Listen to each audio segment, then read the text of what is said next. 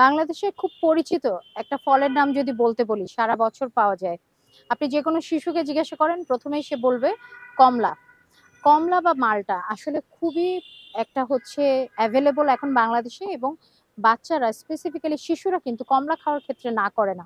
অন্য ফল যদি আপনি নাও খাওয়াতে পারেন, তাকে কিন্তু দিনে একটা কমলা খাওয়াতে পারেন। এবং সবচেয়ে গুরুত্বপূর্ণ যে বিষয়টা, দিনে যদি একটা বড় কমলা, যেটা ছোট কমলা না, একটা বড় যে মাঝারি সাইজের, যেমন আমরা কমলা চিন্তা করি, এই একটা কমলা কিন্তু আপনার সারাদিনের 100% RDA ফর ভিটামিন সি, সারাদিন যতটুকু ভিটামিন সি দরকার সেটা ফুলফিল করে ফেলতে পারে।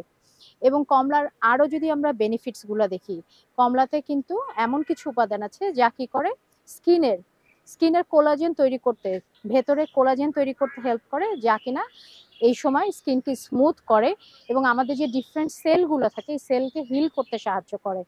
একইভাবে প্রচুর ফুল অফ হচ্ছে নিউট্রিয়েন্টস, নিউট্রিয়েন্টস বলতে মাইক্রোনিউট্রিয়েন্টস, ভিটামিন সি তো আছেই, এছাড়া আমরা যদি দেখি অন্যান্য ভিটামিনস এবং মিনারেলস এর সাথে প্রচুর ফাইবার যুক্ত।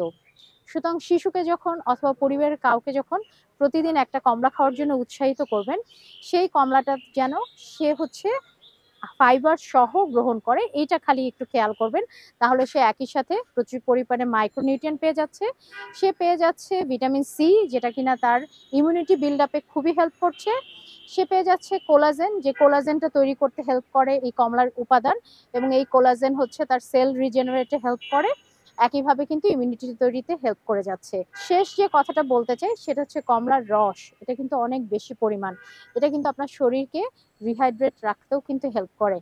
অনেক গরমের মধ্যে বাইরে থেকে এসে লেবুর শরবত খাওয়ার সাথে, আপনি যদি লেবুর শরবত না খেয়ে কোনো কোনো সময় আপনার শিশুকে একটা কমলাও দেন, ভিটামিন সি এবং অন্যান্য ভিটামিনস মিনারেলসের সাথে সে কিন্তু ফাইবারও পেয়ে যাচ্ছে এবং তার শরীর রিহাইড্রেটও থাকছে। কমলা খুব ছোট্ট একটা ফল না, কমলাকে আমরা সবসময় চোখের সামনে দেখি বলে আমরা মনে করি যে এটা হয়তো এত ইম্পর্টেন্ট না, কিন্তু ভিটামিন এ আর সির একটা রিচ সোর্স হচ্ছে এই কমলা।